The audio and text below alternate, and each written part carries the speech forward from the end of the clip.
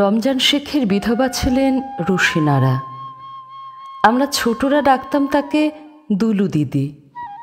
ওরা থাকতেন পাশের পাড়ায় একটা ছোট্ট মাঠের এপার ওপার। আমার মা চিররুগ্না ছিলেন, আজ এটা কাল ওটা থাকতো লেগে। দুলু দিদি ঘর ঝাঁট দিতেন, বাসন মাজতেন, উঠোন নিকোতেন গোবর জলে, হাতা খুন্তি নিয়ে সামলাতেন রান্নাঘরও। আমাদের ভাই বোনদের খাইয়েও দিতেন, কখনো কখনো দুলু দিদি নিজের হাতে।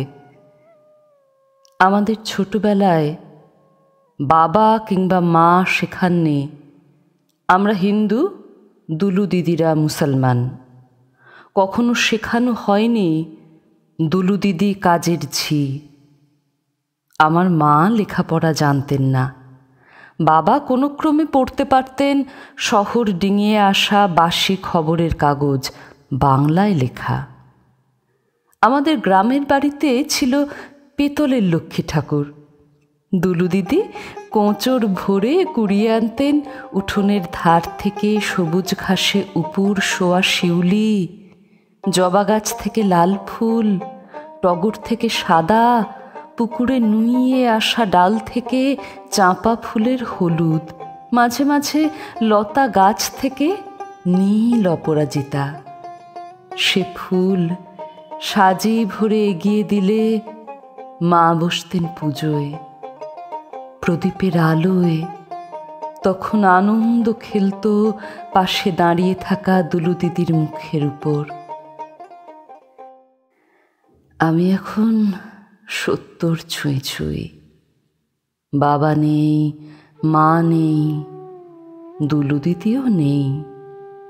খেতে বসে মাঝে মাঝে আমার চড়ুইকে বলি, জানো ছোটবেলায় দুলু দিদির হাতে কচু শাক, আহা, তুমি ভাবতেই পারবে না। আজকাল টিভি খুললেই খবরের চ্যানেলগুলোতে দেখি হিন্দু মুসলমানের দুহাত ভর্তি রক্ত।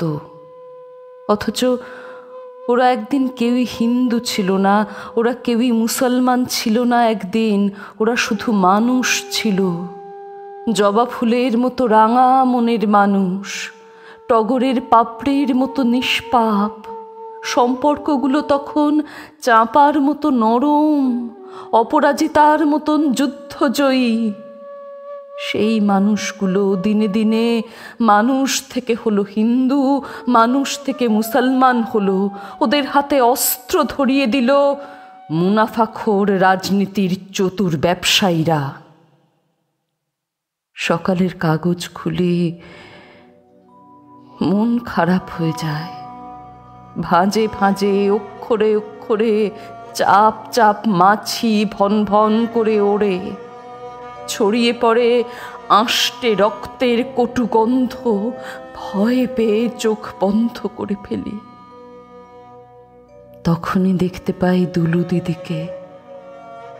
দুলু দিদি গোবর জলের বালতি নিয়ে আসে, আর চোখ মুছতে মুছতে নিকিয়ে দেয় খবরের কাগজ।